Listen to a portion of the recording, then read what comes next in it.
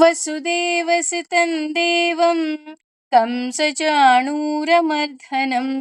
ದೇವಕೀ ಪರಮಾನಂದಂ ಕೃಷ್ಣಂ ವಂದೇ ಜಗದ್ಗುರುಂ ಶ್ರೀಕೃಷ್ಣಂ ವಂದೇ ಜಗದ್ಗುರುಂ. ಪ್ರತಿ ಕ್ಲಾಸಲ್ಲೂ ಅದೇ sentence repeat. ಅವನೇ ಭಗವಂತ, ಅವನೇ ನಮ್ಮ ಗುರು. ನನಗೆ ಈ ಶ್ಲೋಕವನ್ನ ಫಸ್ಟ್ ಕಲ್ತ್ಕೊಂಡಾಗ ನನ್ನ ತಲೆನಲ್ಲಿ ಯಾವಾಗ್ಲೂ ಬರ್ತಾ ಇದ್ದಿದ್ದು, ಯಾಕೆ ಅವನೊಬ್ನೇ ಜಗದ್ಗುರು ಅಂತ. ಅದಕ್ಕೆ ಈ ಭಗವದ್ಗೀತೆಯ ಒಂದೊಂದು ಶ್ಲೋಕನೂ ಅದಕ್ಕೆ ಉತ್ತರ ಕೊಡ್ತಾ ಇದೆ. ನೋಡು, ಈ ಶ್ಲೋಕದಲ್ಲಿ ಈ ಅರ್ಥ ಇದೆ, ಹಾಗಾಗಿ ಈ ಶ್ಲೋಕದ ಅರ್ಥ ಇನ್ನೆಲ್ಲೂ ನಿನಗ್ ಸಿಕ್ಕೋದಿಲ್ಲ, ಹಾಗಾಗಿ ಆತ ಜಗದ್ಗುರು. ಅಂದ್ರೆ ಪ್ರತಿಯೊಂದು ಅಧ್ಯಾಯದಲ್ಲೂ ಎಷ್ಟು ಸುಂದರವಾಗಿ ಆತ ನಮ್ಮನ್ನ ನಾವು ಹೇಗೆ ಸರಿ ಮಾಡ್ಕೋಬಹುದು. ಅಂದ್ರೆ ಇಲ್ಲಿ ಯಾರನ್ನೋ ಸರಿ ಮಾಡಿಸೋದ್ರ ಬಗ್ಗೆ ಇಲ್ಲಿ ಹೇಳ್ತಾ ಇಲ್ಲ ಭಗವಂತ, ನಿನ್ನನ್ನ ನೀನು ಹೇಗೆ ಉತ್ತಮ ಮಾಡ್ಕೋಬಹುದು ಅನ್ನುವಂತಹ ಸುಲಭವಾದ ವಿಧಾನವನ್ನ ಭಗವಂತ ಹೇಳ್ತಾ ಇದ್ದಾನೆ ಅಂತ ಅಂದ್ರೆ ಖಂಡಿತವಾಗ್ಲೂ ತಪ್ಪಾಗೋದಿಲ್ಲ. ಹೇಗೆ ವಿಷ್ಣು ಸಹಸ್ರನಾಮದ 1000 ಅರ್ಥಗಳನ್ನ ತಿಳ್ಕೊಳ್ತಾ ಹೌದು, ಭಗವಂತ ಪ್ರತಿಯೊಂದು ಅಣುವಿನಲ್ಲೂ ಇದ್ದಾನೆ, ಹಾಗಾಗಿ ನಾನು ಎಲ್ಲರನ್ನ ಸಮಾನವಾಗಿ ಕಾಣಬೇಕು ಅಂತ ಏನು ನಾವು ಅರ್ಥ ಮಾಡ್ಕೊಂಡ್ವಿ, ಅದೇ ಅರ್ಥವನ್ನ ಭಗವದ್ಗೀತೆಯಲ್ಲಿ ಇನ್ನಷ್ಟು ಮತ್ತಷ್ಟು. ನೋಡು, ಕೇವಲ ಅಣುವಿನಲ್ಲಿ ನಾನು ಇರೋದಷ್ಟೇ ಅಲ್ಲ, ನಾನು ಸರ್ವೋತ್ತಮನಾಗಿದ್ದೀನಿ. ಹಾಗೇನೆ ಯಾಕೆ ನಾನು ಬೇರೆ ದೇವತೆಗಳನ್ನ ಆರಾಧನೆ ಮಾಡಬಾರ್ದು, ಅಥವಾ ಬೇರೆ ದೇವತೆಗಳಿಂದ ನನಗೆ ವರ ಸಿಗ್ತಾ ಇದೆಯಲ್ಲ, ಸಿಗ್ತಾ ಇದ್ಮೇಲೆ ನನಗೆ ಏನಕ್ಕೆ ತೊಂದ್ರೆ ಅಲ್ವಾ. ಈಗ ದೇವತೆಗಳು ಇರೋದೇ ಕಷ್ಟ ಪರಿಹಾರಕ್ಕೆ. ಈಗ ನಾವ್ ತಿಳ್ಕೊಂಡ್ಬಿಟ್ಟಿದೀವಿ, ಗಣಪತಿ ಕ್ಷಿಪ್ರ ಪ್ರಸಾದ ಅನ್ನೋಂಗೆ, ಅಂದ್ರೆ ಅವನು ಶೀಘ್ರವಾಗಿ ನಮ್ಮ ಕಷ್ಟಗಳನ್ನ ಬಗೆಹರಿಸ್ಬಿಡ್ತಾನೆ. ಇನ್ನು ಭೋಲೇನಾಥ ಶಿವ, ಅವನಂತೂ ಕೇಳೋದೇ ಬೇಡ, ಶಿವ ಅಂದ್ರನೇ ಸಾಕು ಎಲ್ಲವನ್ನ ದಾರಿ ಎರೆದ್ ಬಿಡ್ತಾನೆ. ಅಷ್ಟೇ ಯಾಕೆ, ನಿಮಿಷಾಂಬ, ಕ್ಷಣಾಂಬಿಕಾ, ದುರ್ಗಾಂಬ, ಇವರೆಲ್ಲರೂ ಸಹ ಕೇವಲ ನಾವು ಅವ್ರನ್ನ ಒಂದೇ ಒಂದು ಹೇಳಿದ್ವ, ನಿಮಿಷಾಂಬ ಅಂತ ಹೇಳೋದೇ ಅದಕ್ಕೆ. ನಿಮಿಷದಲ್ಲಿ ವರವನ್ನ ಕೊಡ್ತಾಳೆ, ಕ್ಷಣಾಂಬಿಕಾ ಕ್ಷಣದಲ್ಲಿ ವರವನ್ನ ಕೊಡ್ತಾಳೆ. ಹೀಗಿರ್ಬೇಕಾರೆ ನೀನು ವರನೇ ಕೊಡೋದಿಲ್ಲ ಅಂತ ಹೇಳ್ತಿದ್ಯಾ ಅಲ್ವಾ, ನೀನು ಏನು ನನಗೆ ಕೊಡಲ್ಲ ಅಂತ ಹೇಳ್ತಿದ್ಯಾ, ಹಾಗಿದ್ರೆ ನಾನು ಯಾಕೆ ನಿನ್ನನ್ನು ಆರಾಧನೆ ಮಾಡ್ಬೇಕು. ಅದಕ್ಕೆ ಭಗವಂತ ಹೇಳ್ತಾ ಹೋಗ್ತಾನೆ, ಯಾಕೆ ನನ್ನನ್ನ ಆರಾಧನೆ ಮಾಡ್ಬೇಕು, ಇತರ ದೇವತೆಗಳನ್ನ ಆರಾಧನೆ ಮಾಡೋದಕ್ಕೂ ನನ್ನನ್ನ ಆರಾಧನೆ ಮಾಡೋದಕ್ಕೂ ವ್ಯತ್ಯಾಸ ಏನು. ಆಗ್ಲೇ ನಿನ್ನೆ ಶ್ಲೋಕದಲ್ಲಿ ಭಗವಂತನೇ ಹೇಳ್ಬಿಟ್ಟ, ಯಾವ ದೇವತೆಗಳು ವರ ಕೊಟ್ರೂ ಸಹ ಅದು ಕೇವಲ ನನ್ನ ದಯೆಯಿಂದ ಮಾತ್ರ ಅದು ಸಾಧ್ಯ, ಇಲ್ಲ ಅಂದ್ರೆ ಸಾಧ್ಯನೇ ಇಲ್ಲ ಅಂತ ಹೇಳೋದ್ರ ಜೊತೆಗೆ ಇನ್ನೂ ಮುಂದುವರೆದು ಹೇಳ್ತಾನೆ 23ನೇ ಶ್ಲೋಕದಲ್ಲಿ, ಅಂತವತ್ ಅಂದ್ರೆ ನಾಶಶೀಲವಾದುದ್ದು, ತು ಆದರೆ, ಫಲವು ತೇಷಾಂ ಅವರ, ತತ್ ಆ, ಭವತಿ ಆಗುತ್ತದೆ, ಅಲ್ಪಮೇಧಸಾಂ ಅಂದ್ರೆ ಅಲ್ಪ ಬುದ್ಧಿಯುಳ್ಳ, ದೇವಾನ್ ದೇವತೆಗಳನ್ನ, ದೇವ ಯಜಃ ದೇವತೆಗಳ ಆರಾಧಕರು, ಯಾಂತಿ ಹೊಂದುತ್ತಾರೆ, ತಂ ನನ್ನ, ಭಕ್ತರು ಯಾಂತಿ ಹೊಂದುತ್ತಾರೆ, ಮಾಂ ನನ್ನಲ್ಲಿಯೇ, ಅಪಿ ಕೂಡ.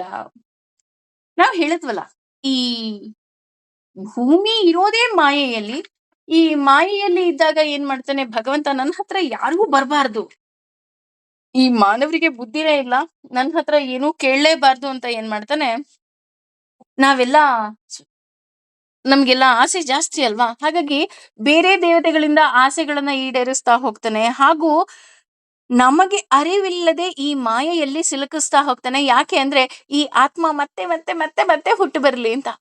ಆದ್ರೆ ನಾವು ಮರಿಬಾರ್ದು, ನನ್ನ ಯೋಚನೆ ಏನಿದೆ ಅದು ವೈಕುಂಠವನ್ನ ಸೇರೋದು, ಕೃಷ್ಣನನ್ನ ಸೇರೋದು, ಭಗವಂತನನ್ನ ಸೇರೋದು. ಯಾಕೆ ಅಂದ್ರೆ ನಾನು ಒಂದು ಸಾರಿ ಭಗವಂತನನ್ನ ಸೇರಿದ್ರೆ ನನಗೆ ಮುಕ್ತಿ ಕಟ್ಟಿಟ್ಟ ಬುದ್ಧಿ, ನಾನು ಮತ್ತೆ ಹುಟ್ಟು ಬರುವುದಿಲ್ಲ. ಈಗ ಸಾಮಾನ್ಯವಾಗಿ ಯಾರನ್ನೇ ಕೇಳಿ, ಮತ್ತೆ ಹುಟ್ಟು ಬರ್ತೀರಾ, ಅಯ್ಯೋ ಬೇಡಪ್ಪ, ಈ ಜನ್ಮದಲ್ಲಿ ನಾನು ಅನುಭವಿಸಿದ್ದೇ ಸಾಕು. ಬಡವರು ಶ್ರೀಮಂತರು ಆತರ ಅಲ್ಲ, ಯಾರನ್ನೇ ಕೇಳಿ ಯಾಕೆ ಅಂತ ಅಂದ್ರೆ ಈ ಭೂಮಿ ಇರೋದೇ ಎಜುಕೇಶನಲ್ ಟೂರ್ ತರ. ಆ ಒಂದು ರೀಲ್ಸ್ ಅಲ್ಲಿ ಸುಮ್ನೆ ಹೀಗ್ ನೋಡ್ತಾ ಇದ್ದೆ, ತಮಾಷೆ, ಬಟ್ ಅದನ್ನ ಎಷ್ಟು ಚೆನ್ನಾಗಿದೆ ಅಂದ್ರೆ, ಯಾರೋ ಒಬ್ಬ PUC ಫೇಲ್ ಆಗ್ಬಿಟ್ಟಿರ್ತಾನೆ. ಅವನು ಆ ರೈಲ್ವೆ ಹಳಿ ಮೇಲೆ ಸಾಯೋದಿಕ್ ಹೋಗ್ತಾನೆ. ಆಗ ಆ ಒಂದು ಮೆಸೇಜ್ ಬರುತ್ತೆ, ನೀನ್ ಅಪ್ಪಿ ತಪ್ಪಿ ಇವಾಗ ಏನಾದ್ರೂ ಸತ್ ಹೋಗ್ಬಿಟ್ರೆ ನೋಡು, ನೀನ್ ಮತ್ತೆ LKG ಇಂದ ಓದ್ಬೇಕಾಗತ್ತೆ ಮುಂದಿನ ಜನ್ಮದಲ್ಲಿ ನೀನ್ ಹುಟ್ಟಿ ಅಂತ. ಅಂದ್ರೆ ಅದು ಹೌದು, ಅದು ತಮಾಷೆಗೆ ಅದು ರೀಲ್ ಇರೋದು, ಬಟ್ ಇಟ್ ಈಸ್ ಟ್ರೂ. ನಾನು ಈ ಜನ್ಮದಲ್ಲಿ ನಾನು ಏನೆಲ್ಲ ನಾನು ಪಡ್ಕೊಂಡಿದ್ದೀನಿ, ಅದನ್ನ ನಾನು ಅನುಭವಿಸಿ ನಾನು ಇನ್ನೊಂದ್ ಸ್ವಲ್ಪ ನೆಕ್ಸ್ಟ್ ಗ್ರೇಡಿಗೆ ಹೋಗ್ಬೇಕೇ ವಿನಃ ಮತ್ತೆ ನಾನು ಫಸ್ಟ್ ಇಂದ ಮತ್ತೆ LKG ಇಂದ ಓದು ನೋ. ಭಗವಂತ ನಮಗೆ ಹೇಳ್ತಾ ಇದ್ದಾನೆ, ಈ ಜನ್ಮದಲ್ಲಿ ನೀನು ಏನೆಲ್ಲ ತಗೊಂಡ್ ಬಂದಿದ್ಯಾ ಅದು ಮತ್ತೆ ನಿನಗೆ ನೆಕ್ಸ್ಟ್ ಜನ್ಮಕ್ಕೆ ಕ್ಯಾರಿ ಓವರ್ ಆಗತ್ತೆ. ಉದಾಹರಣೆ, ಈಗ ನೀವು ಯಾವ್ದೋ ಒಂದು ಊರಲ್ಲಿದ್ದೀರಾ, ಎಕ್ಸಾಂಪಲ್ ಚಿಕ್ಕಮಂಗ್ಳೂರಲ್ಲಿ ಓದ್ತಾ ಇದ್ರಪ್ಪ, ಅಪ್ಪನಿಗೆ ಟ್ರಾನ್ಸ್ಫರಬಲ್ ಜಾಬ್. ನೀನು 4th ವರ್ಗೂ ಅಲ್ಲಿ ಚಿಕ್ಕಮಂಗ್ಳೂರಲ್ಲಿ ಓದಿದ್ಯಾ ಅಂದ್ರೆ ನೀನು ನೆಕ್ಸ್ಟ್ ತುಮಕೂರಿಗೆ ಬಂದಾಗ 5th ಸ್ಟ್ಯಾಂಡರ್ಡ್ಗೆ ಅಡ್ಮಿಷನ್ ಕೊಡ್ತಾರೆ. ಅಥವಾ ನೆಕ್ಸ್ಟ್ ನೀನ್ ಬೆಂಗಳೂರಿಗೆ ಬಂದಾಗ ನೆಕ್ಸ್ಟ್ ನೀನ್ ಅಲ್ಲಿ ಏನ್ ತುಮಕೂರಲ್ಲಿ ಓದಿದ್ದೆ ಆದ್ರೆ ನೆಕ್ಸ್ಟ್ ಕ್ಲಾಸ್ ಬಹುಶಃ ಹೈಸ್ಕೂಲಿಗೋ ಕಾಲೇಜಿಗೋ ಅಲ್ವಾ, ಆ ರೀತಿ ನಮಗೆ ಅಡ್ಮಿಷನ್ ಸಿಗ್ತಾ ಹೋಗುತ್ತೆ. ಎಕ್ಸಾಕ್ಟ್ಲಿ ಲೈಕ್ ದಟ್ ನಮ್ಮ ಈ ಆತ್ಮ ಏನಾಗ್ತಾ ಹೋಗುತ್ತೆ, ಎಷ್ಟು ಪರಿಶುದ್ಧತೆಯನ್ನ ಪಡಿತಾ ಹೋಗುತ್ತೆ, ಅಷ್ಟು ನಮ್ಗೆ ನಮ್ಮ ಆತ್ಮಕ್ಕೆ ಪ್ರಮೋಷನ್ ಸಿಗ್ತಾ ಹೋಗುತ್ತೆ. ಅದೇ ರೀತಿ ಇಲ್ಲೂ ಸಹ ಅಷ್ಟೇ, ಭಗವಂತ ಯಾಕೆ ಬೇರೆ ದೇವತೆಗಳಿಗೂ ನನ್ನನ್ನು ಆರಾಧನೆ ಮಾಡೋದು ಎಷ್ಟು ಭಿನ್ನ ಅನ್ನೋದು ಹೇಳ್ತಾ ಇದ್ದಾನೆ. ಹೇಗೆ ಹೇಳ್ತಾ ಇದ್ದಾನಪ್ಪ ಅಂತ ಅಂದ್ರೆ,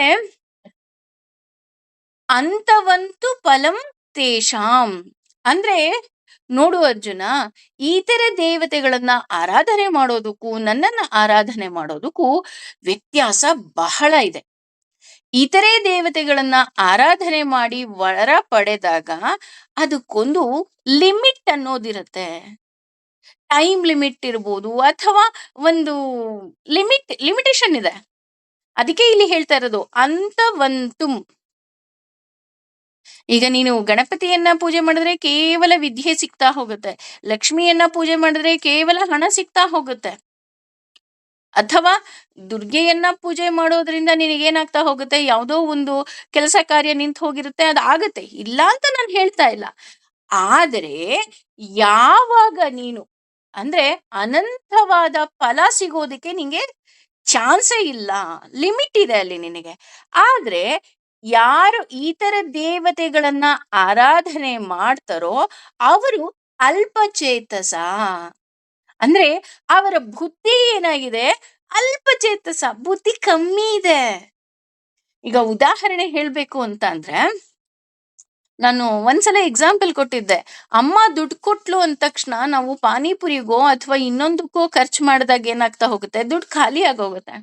ಅದೇ ಯಾರು ಚಿನ್ನದ ಅಂಗಡಿಗೆ ಹೋಗ್ತಾರೆ ಅವರಿಗೆ ಆ ಚಿನ್ನದ ಬೆಲೆ ಏನ್ ಗೊತ್ತಿರುತ್ತೆ. ಹಾಗೇನೆ ಇಲ್ಲಿ ನಾವೇನ್ ಮಾಡ್ತಾ ಇದೀವಿ, ನನ್ನ ಆ ಆಸೆಗಳೆಲ್ಲ ಬೇಗ ಈಡೇರ್ಬಿಡ್ಲಿ. ಉದಾಹರಣೆ, ಈಗೆಲ್ಲ ಗೋಲ್ಡ್ ರೇಟ್ ಜಾಸ್ತಿ ಅಪ್ಪ ಅಲ್ವಾ, ಹಾಗಾಗಿ ನಾವೇನ್ ಮಾಡ್ತೀವಿ, ಅಯ್ಯೋ ಗೋಲ್ಡ್ ಬ್ಯಾಂಗಲ್ ಯಾರ್ರೀ ತಗೊಂತಾರೆ, ಒಂದ್ 2,000 ರೂಪಾಯಿ ಕೊಟ್ಟು ಆರ್ಟಿಫಿಷಿಯಲ್ ತಗೊಳ್ಳೋಣ. ಆರ್ಟಿಫಿಷಿಯಲ್ ಬ್ಯಾಂಗಲ್ ತಗೊಂತೀಯ, ಫೋಟೋದಲ್ಲಿ ಚೆನ್ನಾಗ್ ಬರುತ್ತೆ, ಹಾಕೊಂಡಾಗ ನಿನಗ್ ಚೆನ್ನಾಗ್ ಕಾಣುತ್ತೆ, ಇಲ್ಲ ಅಂತ ಹೇಳಲ್ಲ.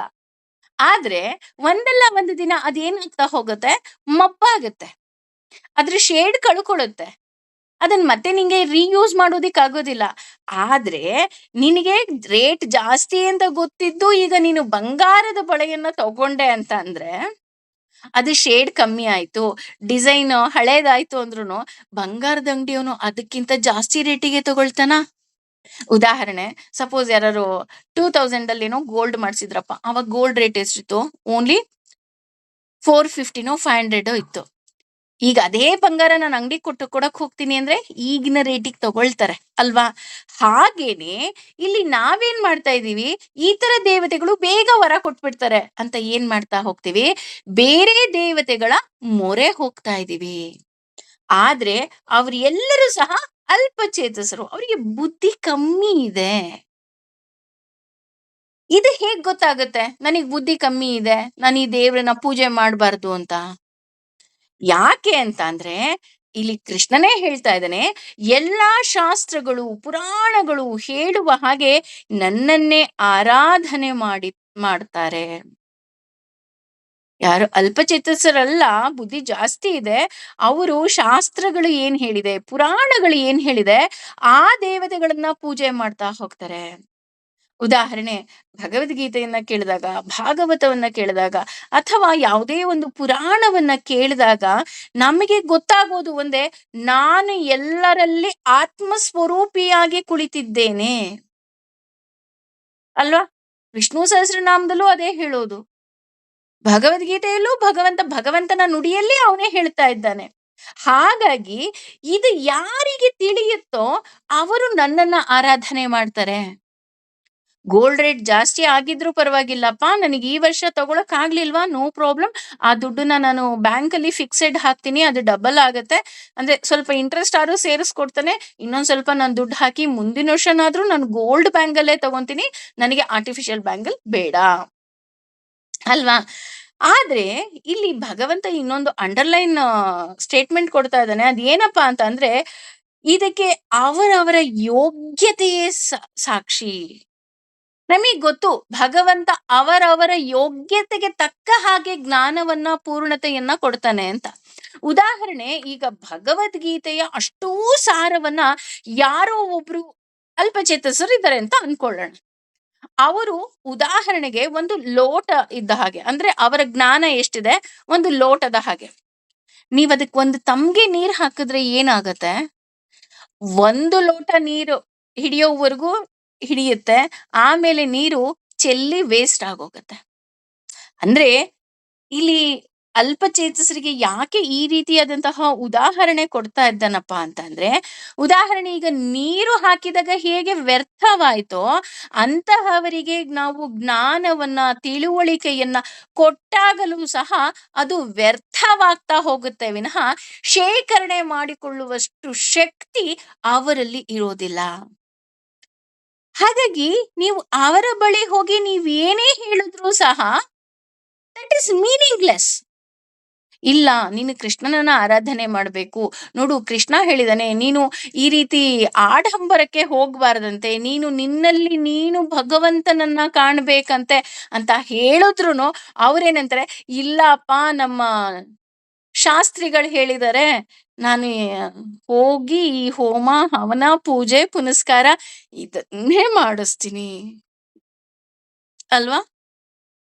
ಇಲ್ಲಿ ಹೋಮ ಹವನ ಮಾಡಿಸೋದು ತಪ್ಪು ಅಂತ ಹೇಳ್ತಾ ಇಲ್ಲ, ಆದ್ರೆ ನಾವು ಯಾವಾಗ ಹೀಗೆ ಮಾಡ್ತೀವೋ ಆಗ ಏನಾಗ್ತಾ ಹೋಗುತ್ತೆ, ನಾವು ಹೇಳ್ತೀವಿ ಅವರಿಗೆ, ನೋಡಿ ಈ ರೀತಿ ಮಾಡ್ಬೇಡಿ, ನಿಮಗೆ ತೊಂದ್ರೆ ಆಗತ್ತೆ, ನೀವ್ ಈ ರೀತಿ ಮಾಡಿದ್ರೆ ಭಗವಂತ ಭಗವದ್ಗೀತೆಯಲ್ಲಿ ಹೇಳಿದಾನೆ ಅಂದ್ರುನು ಅವರು ಏನ್ ಅನ್ಕೊಂಡ್ಬಿಟ್ಟಿದ್ದಾರೆ ಅಂತ ಅಂದ್ರೆ, ಸುಖ ಅಂದ್ರೆ ಹಣ, ಆಸ್ತಿ, ಕಾರು, ಸಂಪತ್ತು, ಇದೇ ನಿಜವಾದ ಆಸ್ತಿ. ಸೊ ನಾನು ಈ ಪೂಜೆ ಮಾಡ್ತಾ ಇದ್ದೀನಿ, ತಪ್ಪಿದ್ರೆ ನಿನ್ನೆ ಹೇಳಿದ ಹಾಗೆ ಯಾರೋ ತಾಮಸ ಗುಣದವರು ವಾಮಾಚಾರ ಮಾಡ್ತಾ ಇದಾರೆ, ಅವ್ರಿಗೆಲ್ಲ ಸಿಗ್ತಾ ಇದೆ ಅಂದ್ರೆ ಅದೇ ಸುಖ ಅಂತ ಅವ್ರು ಅಲ್ಲೇ ನಿಂತ್ಕೊಂಡ್ಬಿಡ್ತಾರೆ. ಉದಾಹರಣೆ ನಾನು ಹೇಳಿದ್ನಲ್ಲ, ಬೆಟ್ಟದಲ್ಲಿ ಕೆಳಗಡೆ ಒಂದು 10 ಮೆಟ್ಲು ಹತ್ತುತ್ತಿದ್ದಂಗೆ ಅಲ್ಲಿ ಯಾರೋ ಮಜ್ಜಿಗೆ ಮಾರ್ತಾ ಇದಾರೆ ಅಂದ್ರೆ ಅಲ್ಲಿ ಮಜ್ಜಿಗೆ ಕುಡಿತಾ, ಅಯ್ಯೋ ಇದೇ ಸೂಪರ್ ಆಗಿದೆ, ಇನ್ನು ಮುಂದೆ ಏನು ಬೇಡವೇ ಬೇಡ, ಮರ್ತ್ ಹೋಗ್ಬಿಡ್ತಾರೆ. ಅವರು ನಿಜವಾಗಿ ಹೋಗಿ ಸೇರಬೇಕಾದ ತಾಣ ಭಗವಂತನ ದೇವಸ್ಥಾನ ಅಂತ. ಅದೇ ರೀತಿ ಇಲ್ಲಿ ಅವ್ರು ಏನೆಲ್ಲ ಪಡೆದ್ರೂ ಸಹ ಅದು ಕ್ಷಣಿಕ. ಇಲ್ಲಿ ಯಾಕೆ ನಾನು ಕ್ಷಣಿಕ ಅಂತ ಹೇಳ್ತಾ ಇದ್ದೀನಿ ಅಂತ ಅಂದ್ರೆ, ನೀವು ಪುರಾಣಗಳನ್ನ ಓದಿದಾಗ ಅಥವಾ ಹಳೆಯ ಕಥೆಗಳನ್ನ ನೀವು ಓದಿದಾಗ ನಿಮಗೆ ತುಂಬಾ ಚೆನ್ನಾಗಿ ಅರ್ಥ ಆಗತ್ತೆ. ರಾಕ್ಷಸರು ಸಹ ವರವನ್ನ ಪಡಿತಾ ಇದ್ರು, ಆದ್ರೆ ಭಗವಂತ ಅವರು ಅದನ್ನ ತಪ್ಪು ದಾರಿಗೆ ಹೋದಾಗ ಅದೆಲ್ಲವನ್ನ ಕಸಿದುಕೊಳ್ತಿದ್ದ. ಬ್ರಹ್ಮ ಹಿರಣ್ಯಕಶಿಪುವಿಗೆ ವರ ಕೊಟ್ಟ, ಹಾಗೆ ಶಿವ ಭಸ್ಮಾಸುರನಿಗೆ ವರ ಕೊಟ್ಟ. ಅವರ ವರ ಉಳಿತಾ? ಇಲ್ಲ. ಏನಾಯ್ತು? ಭಗವಂತ ಬಂದ, ಕಸಿದುಕೊಂಡು ಹೋದ. ಅದೇ ಪ್ರಹ್ಲಾದ, ಭಗವಂತ ನನ್ನ ಭಕ್ತಿ ವ್ಯಾಪಾರಕ್ಕಿಲ್ಲ, ನೀನೇನ್ ತಮಾಷೆ ಮಾಡ್ತಾ ಇದೀಯಾ ಅಂತ ಸ್ವಲ್ಪ ಕೋಪ ಮಾಡ್ಕೊಂಡಿದ್ದಕ್ಕೆ ಈಗಲೂ ಸಹ ಪ್ರಹ್ಲಾದನೇ ರಾಯರಾಗಿ ಬಂದು ನಮ್ಮನ್ನೆಲ್ಲ ಅನುಗ್ರಹ ನೀಡ್ತಾ ಇದ್ದಾರೆ. ಆದ್ರೆ ನಾವೇನ್ ಮಾಡ್ತೀವಿ, ಮತ್ತೆ ಅದೇ ರಾಯರ ಬಳಿ ಹೋಗಿ ನನಗ್ ಕಾರ್ ಕೊಡು, ಬಂಗ್ಲೆ ಕೊಡು, ಮನೆ ಕೊಡು ಅಂತ ಕೇಳ್ತೀವಿ ವಿನಃ, ನಿನ್ನ ಭಗವಂತನನ್ನ ಸೇರೋ ದಾರಿ ಕೊಡು. ನೀನು ಗುರು ತಾನೆ. ನನಗೆ ನಿನ್ನ ಭಗವಂತನನ್ನ ಅಂದ್ರೆ ಕೃಷ್ಣಂ ಒಂದೇ ಜಗದ್ಗುರುಂ, ಅವನು ನಿನಗೆಲ್ಲ ಜ್ಞಾನವನ್ನ ಕೊಟ್ಟಿದ್ದಾನಲ್ಲ, ಆ ರೀತಿ ಅವನನ್ನ ಸೇರೋದಿಕ್ಕೆ ನನಗೆ ಜ್ಞಾನವನ್ನ ಕೊಡು ಅಂತ ಕೇಳೋದನ್ನೇ ನಾವು ಮರ್ತು ಬಿಡ್ತೀವಿ. ಅದೇ ರೀತಿ ಇಲ್ಲಿ ನಾನು ಯಾವಾಗ ಈ ಎಲ್ಲ ಆಸೆಗಳು ಸಿಗ್ತಾ ಹೋಗುತ್ತೆ, ನಾನು ಮರ್ತು ಹೋಗ್ತೀನಿ ಕೊನೆಗೆ ಹೋಗಿ ಸೇರಬೇಕಾದ ತಾಣ ನನ್ನ ಭಗವಂತನದ್ದು ಅಂತ. ದೇವತೆಗಳು ಸಹ ಭಗವಂತನನ್ನೇ ಆರಾಧನೆ ಮಾಡ್ತಾರೆ. ಉದಾಹರಣೆ, ಇಂದ್ರನಿಗೆ ಏನಾದ್ರೂ ಕಷ್ಟ ಬಂದ ತಕ್ಷಣ ಭಗವಂತನ ಬಳಿ ಹೋಗ್ತಾನೆ ಅಲ್ವಾ? ಅಷ್ಟೇ ಅಲ್ಲ, ನಮ್ಮ ಪಾರ್ವತಿಯೂ ಸಹ ಈಶ್ವರನಿಗೆ ಕೇಳ್ತಾನೆ, ನಾನು ಹೇಗೆ ಭಗವಂತನನ್ನ ಆರಾಧನೆ ಮಾಡ್ಬೇಕು ಅಂದ ತಕ್ಷಣ ಶ್ರೀರಾಮ ರಾಮ ರಾಮೀತಿಯನ್ನ ಪದ್ಮಪುರಾಣದಲ್ಲಿ ಭಗವಂತ ಹೇಳ್ತಾ ಹೋಗ್ತಾನೆ. ಅಷ್ಟೇ ಇಲ್ಲ, ಇನ್ನೂ ಮುಂದೆ ಹೋಗಿ ಹೇಳ್ತಾರೆ, ಪ್ರಚೋ ಪ್ರ ಪ್ರ ಪ್ರಚೋತ್ ಪ್ರ ಪ್ರಚೋಸತರು ಅಂತ ಒಬ್ರು ಇರ್ತಾರೆ, ಅವರು ಜ್ಞಾನಿಗಳು. ಅವ್ರನ್ನ ಆ ಅವರು ವಿಷ್ಣುವನ್ನ ಆರಾಧನೆ ಮಾಡ್ತಾ ಇರ್ತಾರೆ. ಹಾಗೂ ಅವರು ವಿಷ್ಣುವನ್ನ ನೋಡ್ಬೇಕು ಅಂತ ಏನ್ ಮಾಡ್ತಾ ಇರ್ತಾರೆ, ಇದು ವೈಕುಂಠಕ್ಕೆ ಹೋಗ್ಬೇಕು ಅಂತ ಕಾಡು ಕಾಡು ಮೇಡು ಎಲ್ಲ ಅಲ್ದು ಹೋಗ್ತಾ ಇರ್ತಾರೆ. ಆಗ ಇದ್ದಕ್ಕಿದ್ದ ಹಾಗೆ ಅವರ ಪ್ರಯಾಣದಲ್ಲಿ ದಾರಿಯಲ್ಲಿ ಶಿವ ಸಿಗ್ತಾನಂತೆ. ಶಿವ ಸಿಕ್ಕಿದ ತಕ್ಷಣ ಶಿವ ಹೇಳ್ತಾನಂತೆ, ನಿಮ್ಮನ್ನ ನೋಡಿ ನನಗೆ ತುಂಬಾ ಖುಷಿ ಆಯ್ತು. ಅವ್ರಿಗೆ ಆಶ್ಚರ್ಯ ಆಗ್ಬಿಡತ್ತಂತೆ, ನಾನು ಯಾವತ್ತೂ ಶಿವನನ್ನ ಆರಾಧನೆನೇ ಮಾಡಿಲ್ಲ, ಶಿವನನ್ನ ನಾನು ನೋಡೇ ಇಲ್ಲ, ಆದ್ರೆ ಇವ್ರು ನೋಡಿದ್ರೆ ನನ್ನನ್ನು ನೋಡಿ ಖುಷಿ ಆಯ್ತು ಅಂತಾರಲ್ಲ. ಆಗ ಶಿವ ಹೇಳ್ತಾನಂತೆ, ನನ್ನ ಆರಾಧ್ಯ ದೈವ ವಿಷ್ಣು, ಹಾಗಾಗಿ ವಿಷ್ಣು ಭಕ್ತರನ್ನ ನೋಡಿದ ತಕ್ಷಣ ನನಗ್ ತುಂಬಾ ಖುಷಿ ಆಗತ್ತೆ. ನೋಡಿ, ನಾವು ಕೇವಲ ಶ್ರೀರಾಮ ರಾಮ ರಾಮೇತಿ ಎಕ್ಸಾಂಪಲ್ ಅಷ್ಟೇ ಅಲ್ಲ, ಈ ಉದಾಹರಣೆನೂ ತಗೋಬಹುದು. ಆಗ ಶಿವ ಅವರಿಗೆ ಉಪದೇಶವನ್ನ ಕೊಡ್ತಾನಂತೆ. ಆ ಉಪದೇಶವನ್ನ ಕೊಟ್ಟು ವಿಷ್ಣುವನ್ನ ಇನ್ನೂ ಹೇಗೆಲ್ಲ ನೀವು ಆರಾಧನೆ ಮಾಡಬಹುದು ಅಂತ ಉಪದೇಶವನ್ನ ಕೊಡ್ತಾನಂತೆ. ಅದನ್ನ ರುದ್ರಗೀತೆ ಅಂತ ಹೇಳ್ತಾರೆ. ಇದು ಭಾಗವತದಲ್ಲಿ ಈಗಲೂ ಇದೆ ಅಂತ ಹೇಳ್ತಾರೆ. ಅಂದ್ರೆ ನೋಡಿ, ಹೆಸರು ರುದ್ರಗೀತೆ, ಆದ್ರೆ ಆ ರುದ್ರಗೀತೆಯಲ್ಲಿ ಇರೋದು ವಿಷ್ಣುವನ್ನ ಹೇಗೆ ಆರಾಧನೆ ಮಾಡಬೇಕು ಅಂತ ಶಿವ ಹೇಳ್ಕೊಟ್ಟಿರೋದಂತೆ. ಅದಕ್ಕೆ ಹೇಳೋದು, ವಿಷ್ಣುವಿನ ಭಕ್ತರಿಗೆ ಶಿವ ಬೇಗ ಒಲಿದು ಆಶೀರ್ವದಿಸ್ತಾನೆ. ಯಾರು ನೀವು ವಿಷ್ಣುವನ್ನ ಪೂಜೆ ಮಾಡ್ತೀರಾ, ನೀವು ಶಿವನನ್ನ ಆರಾಧನೆ ಮಾಡ್ಬೇಕು. ಈಗ ಉದಾಹರಣೆ, ಆ ಈಗ ನಾವು ದೇವತೆಗಳನ್ನೆಲ್ಲ ಆರಾಧನೆ ಮಾಡ್ತಾ ಇದ್ದೀನಿ ಅಂತ ಅನ್ಕೊಳ್ಳೋಣ. ಈಗ ಯಾವ್ದೋ ಒಂದು XYZ ನಿಮ್ಗೆ ಇಷ್ಟವಾದ ದೇವರನ್ನ ಆರಾಧನೆ ಮಾಡ್ತಾ ಇದ್ದೀರಾ. ಆದ್ರೆ ಆ ದೇವರ ಆರಾಧನೆಯ ಜೊತೆ ನೀವು ವಿಷ್ಣುವನ್ನೂ ಸಹ ಆರಾಧನೆ ಮಾಡಿದಾಗ ಆ ದೇವರಿಗೆ ಇನ್ನೂ ಇಷ್ಟ ಆಗತ್ತಂತೆ. ಯಾಕೆ ಅಂದ್ರೆ ಆ ದೇವರೂ ಸಹ ವಿಷ್ಣುವನ್ನ ಆರಾಧನೆ ಮಾಡ್ತಾ ಇದ್ದಾರೆ. ಇಲ್ಲಿ ಪ್ರತಿಯೊಬ್ಬ ದೇವತೆಯೂ ವಿಷ್ಣುವನ್ನ ಆರಾಧನೆ ಶಿವನೂ ಸಹ ವಿಷ್ಣುವನ್ನ ಆರಾಧನೆ ಮಾಡ್ತಾ ಇದ್ದಾನೆ. ಹಾಗಾಗಿ ನಾವು ಹೇಗೆ ತಿಳ್ಕೋಬೇಕು ಅಂದ್ರೆ, ಹಾಲಿನಲ್ಲಿ ಬೆಣ್ಣೆ ಇದ್ದ ಹಾಗೆ ಶಿವನಲ್ಲಿ ವಿಷ್ಣು, ವಿಷ್ಣುವನಲ್ಲಿ ಶಿವ ಅಡಗಿದ್ದಾನೆ. ಆದ್ರೆ ಈಗ ಏನಾಗೋಗಿದೆ ಅಂತ ಅಂದ್ರೆ, ತುಂಬಾ ಬೇಸರದ ಸಂಗತಿ, ವಿಷ್ಣುವನ್ನ ಆರಾಧನೆ ಮಾಡುವವರು ಶಿವ ಅಂತನೂ ಅನ್ನಲ್ಲ, ರುದ್ರದೇವರು ಅಂತಾರೆ. ಅದೇ ರೀತಿ ಶಿವನನ್ನ ಆರಾಧನೆ ಮಾಡೋರು ವಿಷ್ಣುವನ್ನ ಪೂಜೆನೇ ಮಾಡೋದಿಲ್ಲ. ಅಷ್ಟೇ ಯಾಕೆ, ಎಷ್ಟೋ ಮನೆಯಲ್ಲಿ ಲಕ್ಷ್ಮೀ ಪೂಜೆ ಮಾಡೋದಿಲ್ಲ. ಹಾಗೆ ವಿಷ್ಣುವನ್ನ ಆರಾಧನೆ ಮಾಡುವವರು ಗೌರಿ ಪೂಜೆ ಮಾಡೋದಿಲ್ಲ. ನಮ್ಮಲ್ಲಿ ಪದ್ಧತಿ ಇಲ್ಲ. ಗೌರಿ ವಿಷ್ಣುವಿನ ವಂಶಕ್ಕೆ ಅಂದ್ರೆ ಕುಟುಂಬಕ್ಕೆ ಸೇರಿದವಳಲ್ಲ, ಅವಳು ಶಿವನ ಕುಟುಂಬಕ್ಕೆ ಸೇರಿದವಳು ಅಂತ ನಾವು ಕೆಲವು ಪೂಜೆಗಳಲ್ಲೇ ನೋಡ್ತೀವಿ ಅಲ್ವಾ? ಈ ರೀತಿಯಾದಂತಹ ಭಿನ್ನಾಭಿಪ್ರಾಯ ಇರುವುದು ಕೇವಲ ಮಾನವರಲ್ಲಿ ಅಷ್ಟೇ, ಆದ್ರೆ ಭಗವಂತನಲ್ಲಿ ಇಲ್ಲ. ಅದಕ್ಕೆ ಇಲ್ಲಿ ಹೇಳ್ತಾ ಇರೋದು ಅಲ್ಪಚೇತಸರು. ಅಂದ್ರೆ ಈ ದೇವರೇ ಶ್ರೇಷ್ಠ ಅಂತ ನಾವು ಯಾವಾಗ ಬೇರೆ ದೇವರನ್ನ ಆರಾಧನೆ ಮಾಡ್ತೀವಿ, ಆಗ ಅವರಿಗೆ ಗೊತ್ತಾಗೋದೇ ಇಲ್ಲ, ಅವರು ಅದೇ ಬುದ್ಧಿಯಲ್ಲಿ ಇರ್ತಾರೆ. ದೇವತೆಗಳಿಗೆಲ್ಲರಿಗೂ ಹಿರಿಯ ದೇವತೆಯಾಗಿ ಭಗವಂತ ಇದ್ದಾನೆ. ಯಾಕಪ್ಪ ಅಂದ್ರೆ ಕೊನೆಯಲ್ಲಿ ಮುಕ್ತಿಯನ್ನ ಕರುಣಿಸುವವನು ಅವನೇ. ನನಗೆ ಬದುಕಿದ್ದಾಗ ವಿಷ್ಣು ಬೇಕೋ ಬೇಡವೋ ನನಗೆ ಗೊತ್ತಿಲ್ಲ. ಆದ್ರೆ ನಾನು ಮೃತ್ಯುವಾದ ಬಳಿಕ ನನಗೆ ಖಂಡಿತವಾಗಿಯೂ ವಿಷ್ಣು ಬೇಕೇ ಬೇಕು.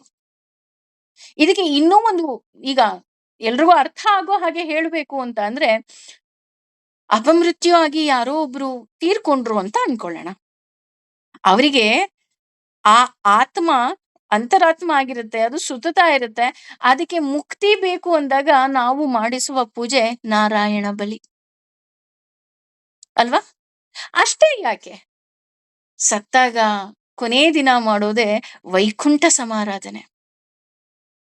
ಆ ಆತ್ಮ ವೈಕುಂಠಕ್ಕೆ ಹೋಗಿ ಸೇರ್ಲಿ, ವಿಷ್ಣುವಿನ ಪಾದ ಸೇರ್ಲಿ. ಅಷ್ಟೇ ಅಲ್ಲ, ಕೆಲವರು ಈ ತಿಥಿಗಳ ಕಾರ್ಯವನ್ನ ಮಾಡೋರಿಗೆ ಗೊತ್ತಿರುತ್ತೆ. ಆ ಆ ಅಲ್ಲಿ ಮುಖ್ಯವಾಗಿ ಬೇಕಾಗಿರೋ ವಸ್ತುನೇ ವಿಷ್ಣುವಿನ ಪಾದ.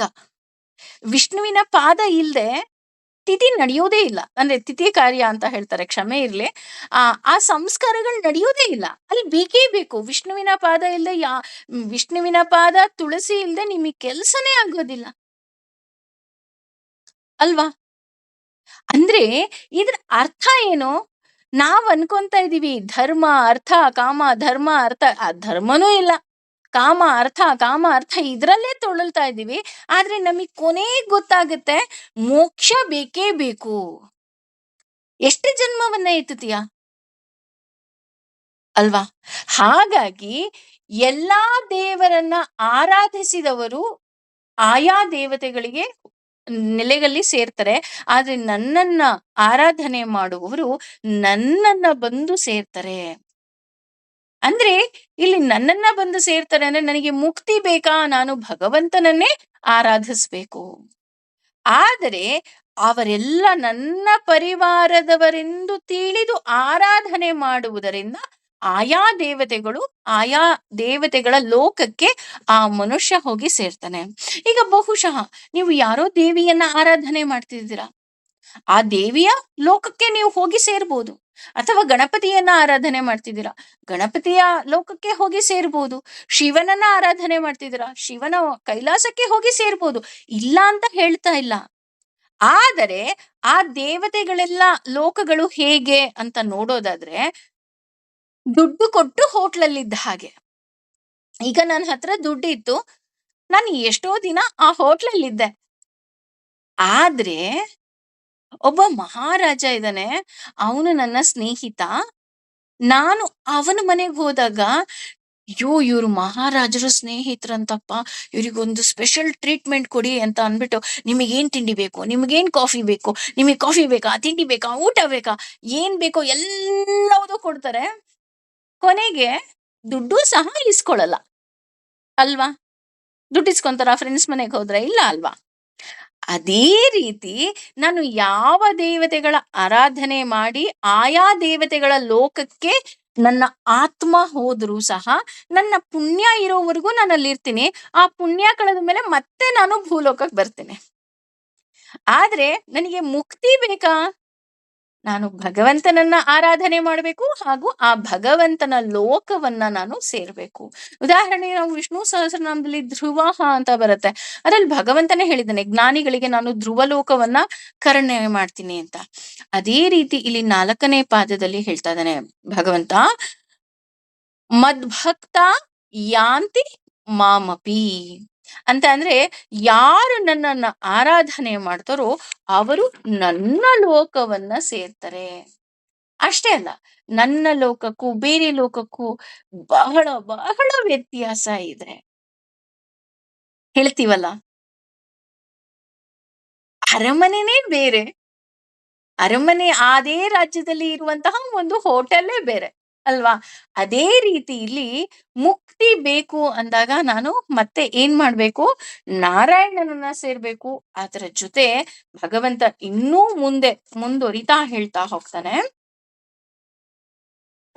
ಅವ್ಯಕ್ತಂ ಅಂದ್ರೆ, ಅವ್ಯಕ್ತಂ ಅಂದ್ರೆ ವ್ಯಕ್ತನಾಗಿದ್ದವನು, ವ್ಯಕ್ತಂ ವ್ಯಕ್ತಿತ್ವವನ್ನ, ಅಪನ್ನಂ ಅಂದ್ರೆ